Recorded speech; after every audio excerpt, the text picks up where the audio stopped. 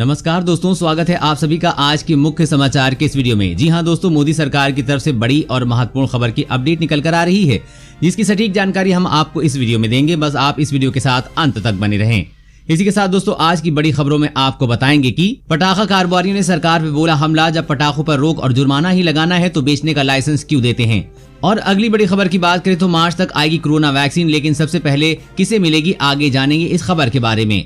और अगली बड़ी खबर की बात करें तो भारतीय वायुसेना बनेगी और ताकतवर। 2022 तक रुद्रम मिसाइल भी बेड़े में होगी शामिल। जरूर जान ले इस बड़ी खबर के बारे में। और अगली बड़ी खबर की बात करें तो मार्केट में आ गया 200 रुपए का नकली नोट। आप भी हो जाइए सावधान, वरना लग सकता है चूना। और अगली बड़ी खबर की बात करें तो वैज्ञानिकों का दावा कोरोना वायरस को निष्क्रिय कर सकता है एंटीवायरल परत वाला नया मास्क। आगे विस्तार से जानेंगे इस खबर के बारे में। और अगली बड़ी खबर की बात करें तो इलाहाबाद हाईकोर्ट का अहम फैसला, कहा केवल शादी के लिए धर्म परिवर्तन वैध नहीं। जानिए क्या है पूरा मामला।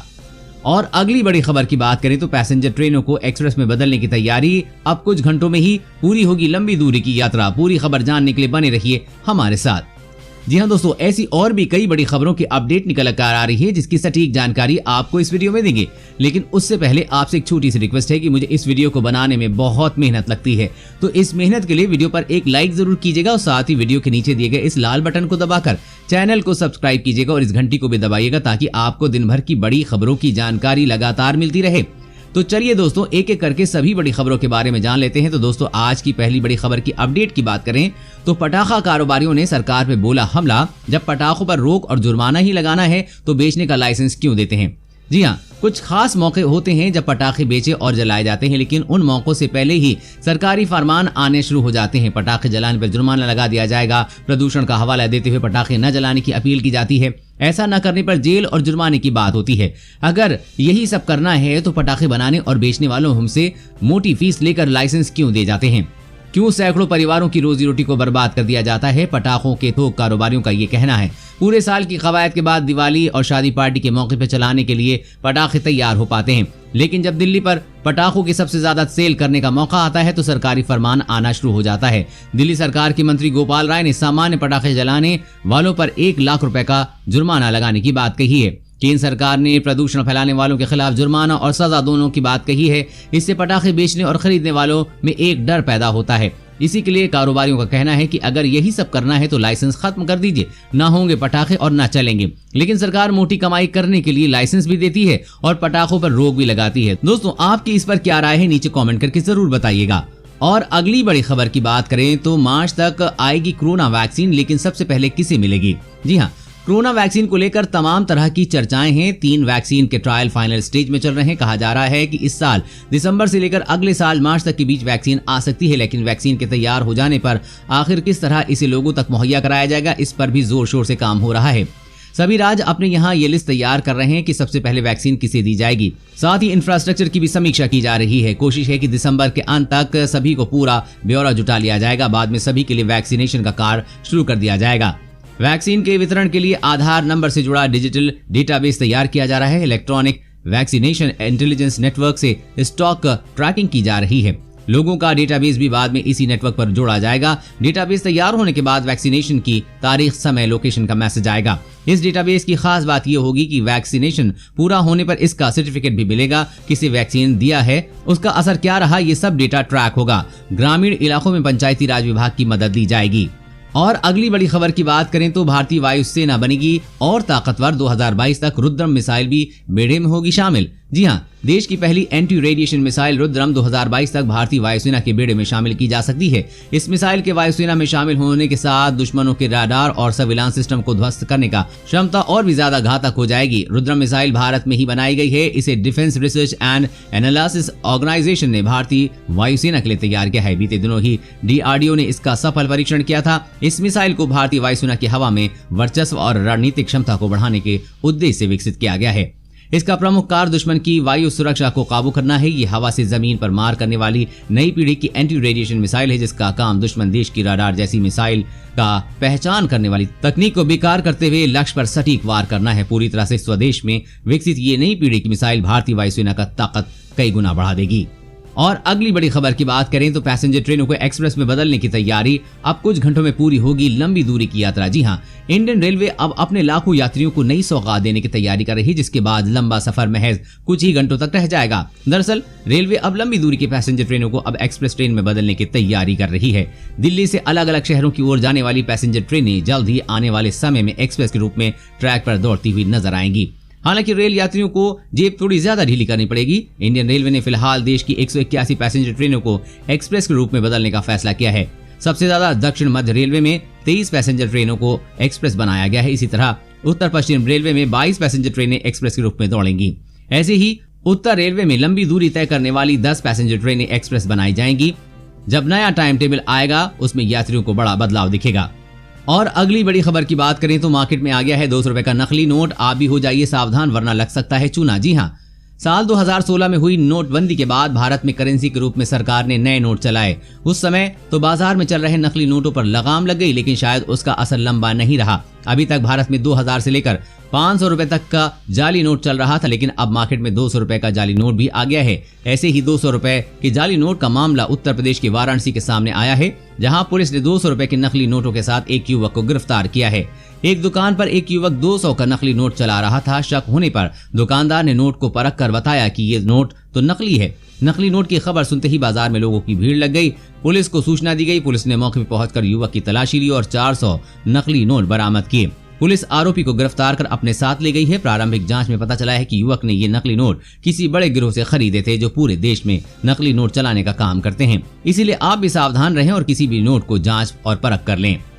और अगली बड़ी खबर की बात करें तो भारतीय सेना ने बनाया खुद का व्हाट्सएप। अब व्हाट्सएप और टेलीग्राम की होगी छुट्टी। जी हाँ, सोशल मैसेजिंग ऐप के साथ डाटा सिक्योरिटी को लेकर लंबे समय से विवाद है। सेना के साथ डाटा को लेकर काफी गंभीरता बरती जाती है, क्योंकि हैकर्स के निशाने पर सेना के जवान हमेशा रहते हैं। अब भारत सरकार ने भारतीय सेना के लिए एक इंस्टेंट मैसेज ऐप लॉन्च किया है, जिसे सिक्योर एप्लीकेशन फॉर इंटरनेट यानी कि साई नाम दिया गया है। साई ऐप व्हाट्सएप और टेलीग्राम की तरह ही एक मैसेजिंग ऐप है, जिसमें वीडियो कॉलिंग की भी सुविधा है। साई ऐप को आत्मनिर्भर भारत के लक्ष्य के तहत तैयार किया गया है। साई ऐप बिल्कुल एंड्रॉइड यूजर के लिए है। हालांकि ये ऐप अभी गूगल प्ले स्टोर पर नहीं आया है।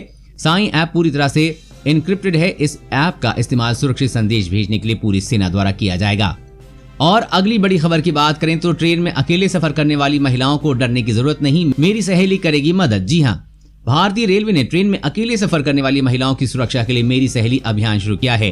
रेलवे पुलिस बल की महिला विंग महिला यात्रियों का हाल चाल जानेगी और उन्हें यात्रा के दौरान आत्मरक्षा के गुर भी सिखाएंगी।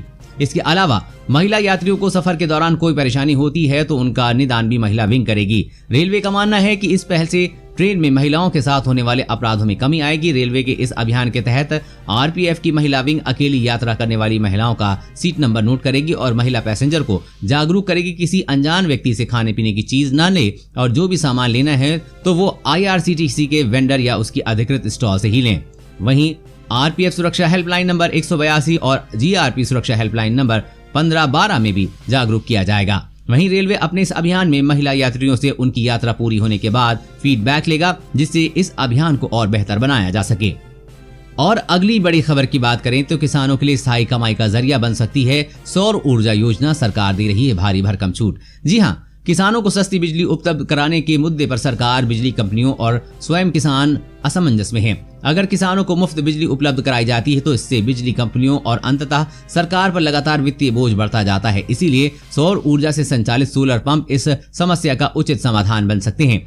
एक बार सोलर पंप लगाकर इसमें लगभग 25 से 30 साल तक का निर्बाध सिंचाई के लिए बिजली प्राप्त की जा सकती है। सोलर पैनल से बनी बिजली का उपयोग सिंचाई के साथ साथ अन्य सभी कृषि कार्यों के लिए किया जा सकता है। इस प्रकार किसान की बिजली पर निर्भरता खत्म हो जाती है। अगर किसान इन सोलर पंप्स की स्कीम का लाभ पीएम कुसुम योजना के अंतर्गत लेते हैं तो किसान को इसकी केवल 1/3 कीमत तक चुकानी पड़ती है, जबकि 1/3 कीमत राज्य सरकार और शेष 1/3 कीमत केंद्र सरकार चुकाती है। कुछ राज्य सरकारें अपने किसानों को ज्यादा छूट उपलब्ध कराती हैं, जिससे किसानों को केवल 10% तक ही खर्च वहन करना पड़ता है।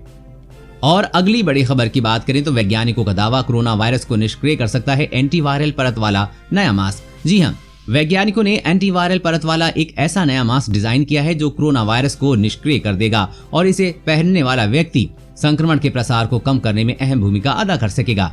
वैज्ञानिकों के अनुसार मास्क के कपड़े में एंटीवायरल रसायन की परत होगी जो मास्क के बावजूद सांस के जरिए बाहर निकली छोटी बूंदों को संक्रमण मुक्त करेगी। प्रयोगशाला में वैज्ञानिकों ने सांस लेने, छोड़ने, छाती, खांसी अनुकरणों के जरिए पाया कि ज्यादातर मांस में इस्तेमाल होने वाले नॉन वोवेन कपड़े इस तरह के मांस निर्माण के विचार के लिए सही हैं। मास्क की डिजाइन पर काम कर रही टीम का लक्ष्य मास्क पहनने के बाद भी सांस के जरिए बाहर निकलने वाली बूंदों में मौजूद वायरस को तेजी से निष्क्रिय करना है और इस संबंध में कई प्रयोगों के बाद अनुसंधानकर्ताओं ने इसके लिए एंटीवायरल रसायन फास्फोरस एसिड और कॉपर सॉल्ट का सहारा लिया है। ये दोनों रसायन ऐसे हैं जो वायरस के लिए प्रतिकूल माहौल तैयार करते हैं।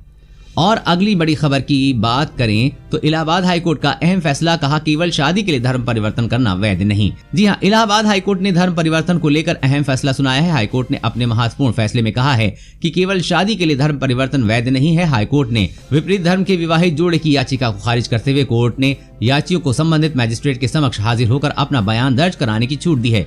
याची ने परिवार वालों को उनके शांतिपूर्ण वैवाहिक जीवन में हस्तक्षेप करने पर रोक लगाने की मांग की थी। कोर्ट ने हस्तक्षेप करने से इनकार कर दिया। कोर्ट ने कहा कि रिकॉर्ड से स्पष्ट है कि शादी करने के लिए धर्म परिवर्तन किया गया है। कोर्ट ने नूरजहां बेगम केस के फैसले का हवाला दिया, जिसमें कोर्ट ने कहा कि शादी के लिए धर्म बदलना स्वीकार नहीं है। इस केस में हिंदू लड़की ने धर्म बदलकर मुस्लिम लड़के से शादी की थी। सवाल था कि क्या हिंदू लड़की धर्म बदलकर मुस्लिम लड़के से शादी कर सकती है और ये शादी वैध होगी। कुरान की हदीसों का हवाला देते हुए कोर्ट ने कहा कि इस्लाम के बारे में बिना जाने और बिना आस्था विश्वास के धर्म बदलना स्वीकार नहीं है, इस्लाम के खिलाफ है। इसी फैसले के हवाले से कोर्ट ने मुस्लिम से हिंदू बन शादी करने वाली याची को राहत देने से इनकार कर दिया है। वैसे दोस्तों, आपकी क्या राय है? धर्म बदल कर शादी करनी चाहिए या फिर अपने अपने धर्म को मानते हुए शादी कर लेनी चाहिए? नीचे कमेंट करके बताइए। और अगली बड़ी खबर की बात करें तो जिनपिंग सरकार ने चीनी सेना को दिए स्पेशल कपड़े, जूते, टेंट। सर्दियों में भी लद्दाख से पीछे नहीं हटेंगे। जी हां, चीन भले ही भारत के साथ शांति वार्ता कर रहा हो, लेकिन चीनी सेना ने भयंकर सर्दियों में भी लद्दाख से पीछे न हटने की पूरी तैयारी कर ली है। मिली जानकारी के मुताबिक जिनपिंग सरकार ने लद्दाख और ऐसे ही हाई एल्टीट्यूड एरिया के लिए हाईटेक उपकरण, जिसमें स्पेशल कपड़े, जूते और टेंट शामिल हैं, मुहैया करा दिए हैं। इन उपकरणों के सहारे चीनी सेना के जवान न सिर्फ आने वाली भीषण सर्दी से निपटने में सक्षम होंगे, बल्कि युद्ध की तैयारियां भी जारी रखेंगी। चीनी रक्षा मंत्रालय ने बताया कि सेना को सर्दियों में भी इन कठिन इलाकों में रुकना पड़ सकता है। ऐसे में उन्हें इन आधुनिक उपकरणों की काफी जरूरत थी। ऐसा माना जा रहा है कि चीनी कम्युनिस्ट पार्टी के स्पष्ट निर्देश हैं कि अब चीनी सेना पूर्वी लद्दाख बॉर्डर में 1 इंच भी पीछे नहीं हटेगी। चीनी रक्षा मंत्रालय के इस बयान से अंदाजा लगाया जा रहा है कि चीन अपनी सेना को क्षेत्र में -40 डिग्री तक तापमान पहुंच जाने पर भी पीछे नहीं हटाएगा। यानी अभी भारत और चीन के बीच विवाद और बढ़ सकता है। दोस्तों, आज की खबरों में बस इतना ही। इसी तरह हर रोज काम की खबरें जानने के लिए आप हमेशा हमारे साथ जुड़े रहें। हमारे साथ जुड़ने के लिए वीडियो के नीचे दिए गए इस लाल बटन को दबाइए और साथ ही इस घंटी को भी दबाइए ताकि आपको हर खबर की सटीक जानकारी मिल सके। जय हिंद।